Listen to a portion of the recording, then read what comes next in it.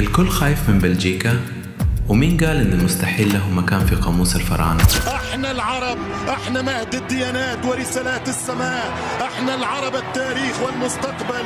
بكرة الاثنين رجالتنا هتنزل الملعب في أمريكا، مش عشان تشارك، عشان تصنع تاريخ جديد في المونديال وتثبت للعالم كله مين هم الفراعنة. الشياطين الحمر. تاريخ بيقول إن الفراعنة هم العقدة. لعبنا ضد بلجيكا قبل كده وأحرجناهم وكسبناهم في 3 مواجهات من أصل 4. جيلنا الحالي عنده الروح والجرينتا اللي تخلينا نقف قدام أي حد في العالم ونكسبه.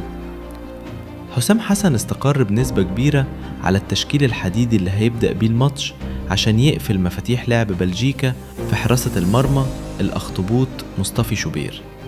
قدامه أحمد فتوح، محمد عبد المنعم، ياسر إبراهيم ومحمد هاني.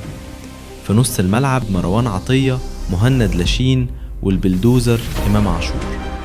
الهجوم هيثم حسن وعمر مرموش والملك المصري محمد صلاح.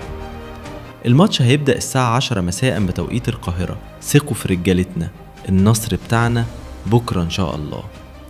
قولي في التعليقات توقعك كام ومين هيسجل أول أهدافنا في المونديال.